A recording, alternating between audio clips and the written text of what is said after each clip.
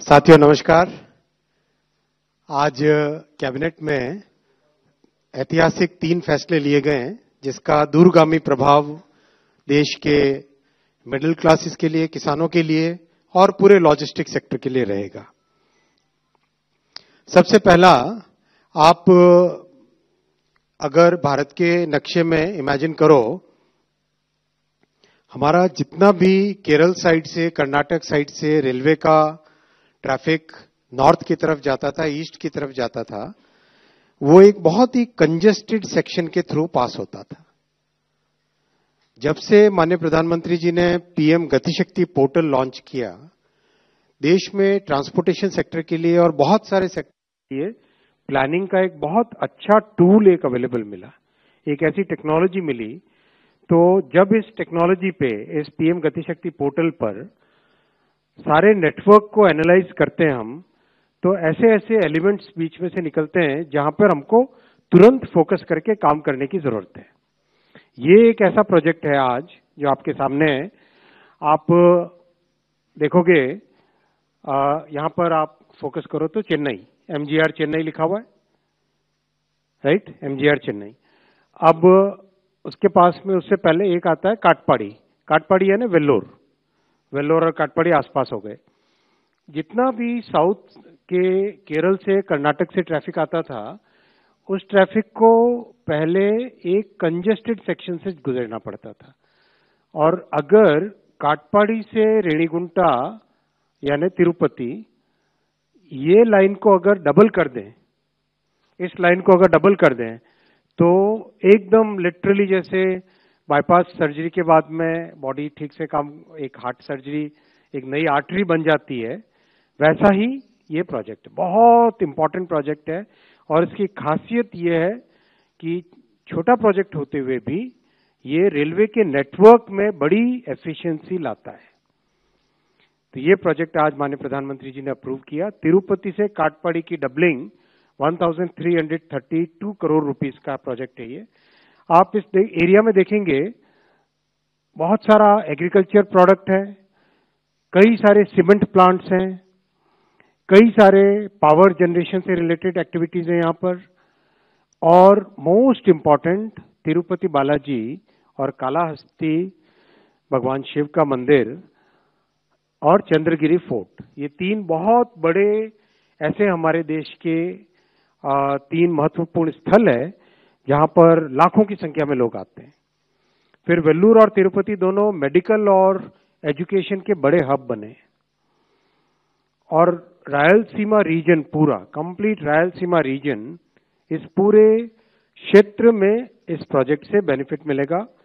Electronics manufacturing, cement manufacturing, steel industries, इन सब का बेनिफिट मिलेगा। 2 डिस्ट्रिक्ट्स, आंध्रा की चित्तूर और तिरुपति, और तमिलनाडु में वेल्लूर, इन 3 डिस्ट्रिक्ट्स को डायरेक्ट इस प्रोजेक्ट का बेनिफिट मिलेगा। प्रोजेक्ट में 17 मेजर ब्रिजेस हैं और 327 माइनर ब्रिजेस हैं। 7 फ्लाईओवर्स हैं, 30 अंडरपासेस हैं और 104 किलोमीटर की रूट लेंथ है। काफी सारा इस डबलिंग से बहुत सारा जो रोड पे जा रहा था ट्रैफिक, वो ट्रेन की, रेल की तरफ शिफ्ट होएगा। और शिफ्टिंग से करीब 20 crore kilogram carbon dioxide save करेंगे, जिससे करीब करीब 1 करोड़ पेड़ लगाने के बराबर ये कार्बन डाइऑक्साइड का सेविंग है। 1 करोड़ ट्रीज लगाने के बराबर ये कार्बन डाइऑक्साइड की सेविंग है। 4 करोड़ लीटर डीजल इससे बचेगा। और ट्रांसपोर्टेशन के मॉडल शिफ्ट से 450 करोड़ के आसपास साल के every year after year after year after year देश की लॉजिस्टिक्स कॉस्ट में कमी आएगी। मैं सेकंड बहुत इंपॉर्टेंट प्रोजेक्ट पे आता हूं, जीरकपुर बाईपास। अगर आप चंडीगढ़ को ध्यान में दें तो चंडीगढ़ के पास में बहुत ही प्लान्ड वे में पंचकुला, मोहाली डिस्ट्रिक्ट में पंचकुला और जीरकपुर 2 बड़े शहर बसाए गए जो कि प्लान्ड सैटेलाइट टाउन्स हैं। जीरकपुर बेसिकली 2 नेशनल हाईवेज के इंटरसेक्शन पर स्थित है। इन दोनों सेक्शंस के, इन दोनों हाईवेज के इंटरसेक्शन पे होने के कारण जीरकपुर के अंदर से ट्रैफिक का हमेशा एक चैलेंज रहता है, ट्रैफिक कंजेशन रहता है। तो पूरे चंडीगढ़, जीरकपुर, पंचकुला को लेके एक रिंग रोड जैसा कॉन्सेप्ट बना है। उसका ये पहला प्रोजेक्ट है जो कि 6 लेन जीरकपुर बाईपास प्रोजेक्ट है। 1878 करोड़ रुपीस का है, करीब 19 किलोमीटर्स का है, 19.2 किलोमीटर्स। और इसको पीपीपी में हाइब्रिड एन्युइटी मोड पे बनाया जाएगा। इस प्रोजेक्ट का एक और बेनिफिट मिलेगा, हिमाचल का जो ट्रैफिक है उस ट्रैफिक को इमीडिएटली ये प्रोजेक्ट माने शहर के अंदर जाने के बजाय बाईपास से ही आप हिमाचल की तरफ जा सकते हो। बहुत ही इंपॉर्टेंट प्रोजेक्ट है। कंप्लीट इस एरिया का डीकंजेशन होगा, चंडीगढ़, जीरकपुर, पंचकुला का डीकंजेशन इससे होगा। और हाईली अर्बनाइज्ड एरियाज हैं, इसमें से पास होना आसान होगा। थर्ड, एक बहुत इंपॉर्टेंट आज फैसला लिया गया। आप जानते हैं कि सीरीज ऑफ डिसीजंस लिए गए हैं प्रधानमंत्री मोदी जी की इस हिस्टोरिक थर्ड टर्म में, जिसमें किसानों की जिंदगी में, किसानों के खेती करने के तरीके में एक मूल चूल, एक मेजर परिवर्तन आए, ट्रांसफॉर्मेशन आए। उसमें आज एक बहुत इंपॉर्टेंट स्कीम जो कि सब स्कीम है, पीएम कृषि सिंचाई योजना का सब स्कीम है, वो अप्रूव की गई है और ये पायलट प्रोजेक्ट्स हैं। इसमें आपने देखा होगा कि डैम से बड़ी कैनाल आती है, बड़ी कैनाल से छोटी कैनाल आती है। छोटी कैनाल आने के बाद में पानी जनरली कच्चे कैनाल, छोटे जो खेतों के अंदर जाने वाले होते हैं, उस तरह के कैनाल से, उस तरह के ड्रेन से पानी खेत के अंदर आता है। आप इमेजिन करो, एक ओपन कैनाल है, उसमें कितना पानी वेस्ट होगा। पानी जमीन में भी रिसेगा, इवेपोरेशन भी होगा। एक मेजर इनएफिशिएंटली यूज करने वाला एक मेथड उस तरह से बनता है। क्या इसमें टेक्नोलॉजी का उपयोग करके एफिशिएंसी लाई जा सकती है? ये प्रधानमंत्री जी ने, जब वे गुजरात के मुख्यमंत्री थे, तब माननीय मोदी जी ने बहुत कई तरह के इस तरह के प्रयोग सक्सेसफुली और बड़ी संख्या में गुजरात में किए थे।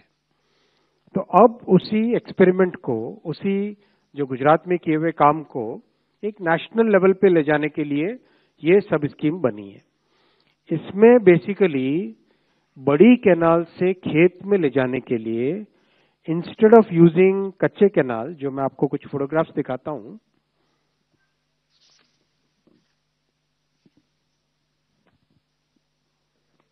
आप अगर देखोगे ये कच्ची कैनाल है, राइट। ये इस तरह की कच्ची कैनाल हम एक रूटीनली जो बनते हैं हमारे देश में, बड़ी कैनाल से छोटी कैनाल, छोटी कैनाल से फिर कच्चे कैनाल के अंदर लेके जाते हैं पानी को खेत के अंदर। अब उस कच्ची कैनाल से जो लॉस होता है पानी का, उस लॉस को प्रिवेंट करने के लिए बहुत ही एक अच्छा कॉन्सेप्ट लाए और इसके अच्छे पायलट प्रोजेक्ट्स हुए हैं। बेसिकली अगर आप देखोगे, ये कैनाल है, कैनाल के पास में एक पंप हाउस बनाया, कैनाल के पास में एक पंप हाउस बनाया।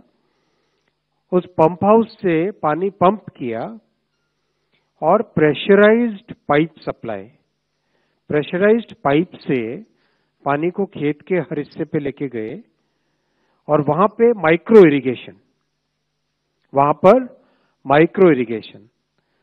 तो पानी तो बचेगा ही बचेगा, पर ड्रॉप मोर क्रॉप, पर ड्रॉप मोर क्रॉप आपको, किसानों को मिलेगा।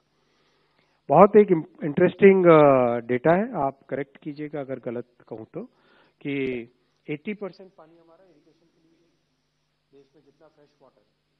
देश में जितना फ्रेश वाटर है उसका करीब 80% पानी इरिगेशन के लिए यूज में आता है।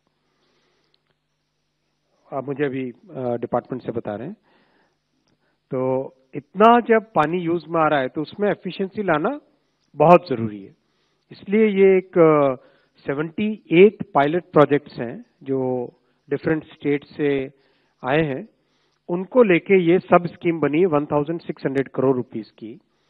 आप इसकी इंपॉर्टेंस देखना, आने वाले समय में ये बहुत इंपॉर्टेंट स्कीम होने वाली है, क्योंकि पानी जब बचेगा तो उस पानी का उपयोग आप कई तरीकों से कर पाओगे।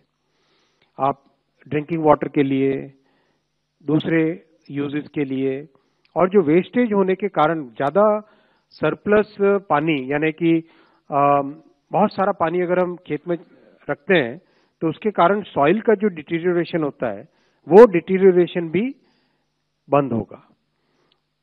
और जैसे प्रधानमंत्री जी का आप गुजरात के स्पीच अगर सुनोगे तो पीएम साहब किसानों को समझाते थे, तब वो बहुत एक अच्छा एग्जाम्पल देते थे। पीएम साहब कहते थे कि किसानों को जब समझाते थे, उनके साथ संवाद होता था, तो कहते थे कि अगर कोई बच्चा, किसी बच्चे को अगर बुखार है तो उसको क्या तुम खूब सारा दूध पिलाओगे तो ठीक होगा क्या? इसके बजाय न्यूट्रिशन देने के लिए मेडिसिन, एक एक चम्मच दूध देने से बेटर ट्रीटमेंट हो सकता है। एक सिस्टमेटिक तरीके से, साइंटिफिक तरीके से हो सकता है। वैसा ही क्रॉप में, क्रॉप को जब प्यास लगे तब आप उसको पानी मिले, क्रॉप को जब भूख लगे तब उसको फर्टिलाइजर मिले। एक तरीके से एक साइंटिफिक एआई का यूज करके, आईओटी का यूज करके, सेंसर्स इतने तरह के हैं, स्काडा यूज करके, इन सब का यूज करके, जियो स्पेशियल डेटा यूज करके, सैटेलाइट से जो स्टडी हो रही है वो देख के, कैमराज से देख के क्रॉप की क्या कंडीशन है वो देख के, इन सब को अगर ढंग से करें तो क्रॉप यील्ड भी इंप्रूव होगी और वाटर का यूज भी कम होगा। तो इन सब चीजों को ध्यान में रखते हुए finally right amount of water at right point of time, right amount of water at right point of time, इस ऑब्जेक्टिव को लेके ये प्रोजेक्ट किया गया है। और ये बहुत इंपॉर्टेंट प्रोजेक्ट है देश के लिए, क्लाइमेट चेंज के लिए, वाटर रिसोर्सेज के यूज के लिए, और किसानों की इनकम बढ़ाने के लिए, किसानों की क्रॉप को और बेटर कंडीशन में लाने के लिए।